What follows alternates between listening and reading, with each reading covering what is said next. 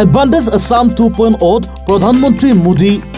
উদ্যোগপতিসকলক অসমত বিনিয়োগ কৰাৰ বাবে আহ্বান মই আপোনালোকৰ লগত আছো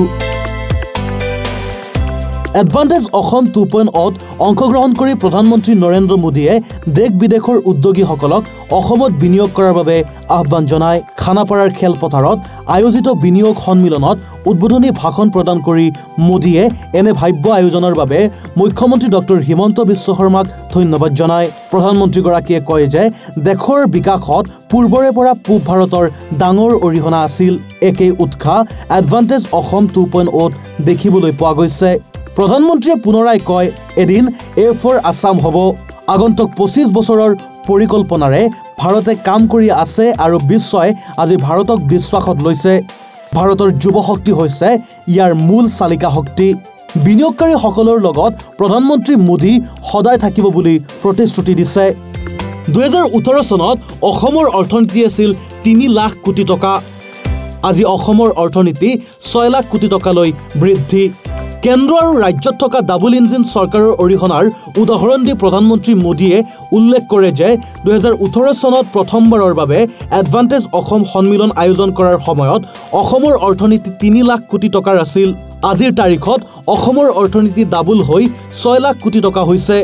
অসমত বিনিয়োগৰ নানান সম্ভাৱনা আছে আৰু উদ্যোগীসকলে তাৰ সুযোগ গ্ৰহণ কৰিব লাগে বুলি কয় নতুন চৰকাৰে ব্ৰহ্মপুত্ৰৰ ওপৰত নতুনকৈ 4খন দলং নিৰ্মাণ কৰাৰ লগতে 60টাকৈ অধিক ৰেল ষ্টেচনৰ আধুনিকৰণ কৰি আছে ৰেল বাজেট 2014 চনৰ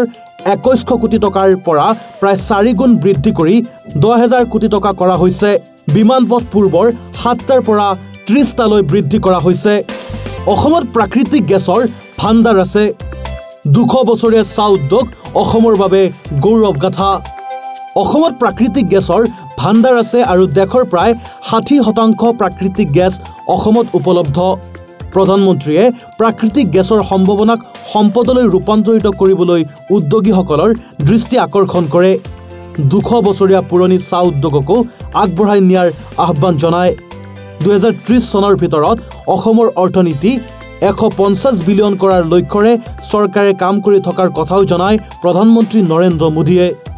অনুষ্ঠানত দেশৰ বহু প্ৰখ্যাত উদ্যোগপতি অসমৰ ৰাজ্যপাল মুখ্যমন্ত্ৰীকে ধৰি বহু ৰাষ্ট্ৰৰ প্ৰতিনিধি উপস্থিত থাকে নিউজ ডেস্ক ৰিপৰ্ট এনিভাৰত 24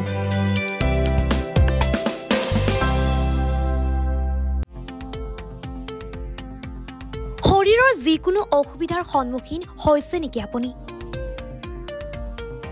শাৰীৰিক সমস্যাৰ প্ৰতিকাৰ কেৱল আমি দিম অভিজ্ঞ চিকিৎসকে দিব সুপৰামৰ্শ প্ৰতি সপ্তাহত থাকিব বিভিন্ন ৰোগৰ বিশেষজ্ঞ চিকিৎসক চাবলৈ নাপাহৰিব এনিভাৰত 24ৰ বিশেষ অনুষ্ঠান স্বাস্থ্য বিশেষ